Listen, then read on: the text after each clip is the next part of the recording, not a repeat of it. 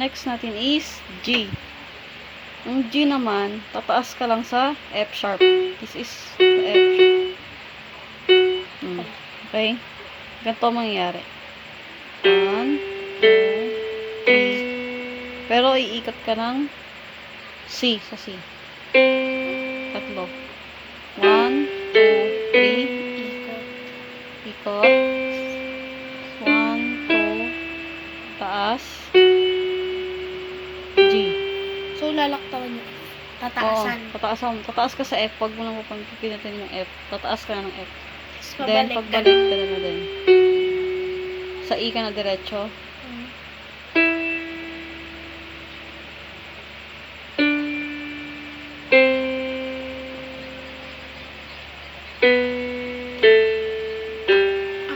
Okay?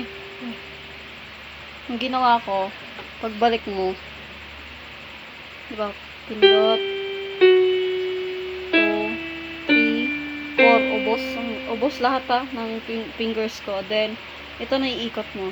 Punta ka ng B. Pag hindi Dating mo na naubos B. yung finger mali. Bagsak ka ulit ng G. Okay? Pero sige, kahit hindi naman ako magaling mag-explain, pero alam mo, kaya mo na, nakita mo naman. Sige, 1. Wait lang.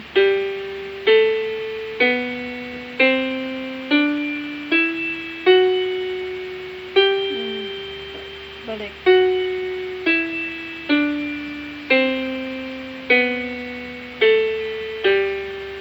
Mas magaling pa sa fast learning. Next hand natin. Kasi tapos na yung right. Left. Sa left tayo. Right. Ang left naman, may pinagkaiba lang siya sa kabila. Pero same process lang din siya. Magiging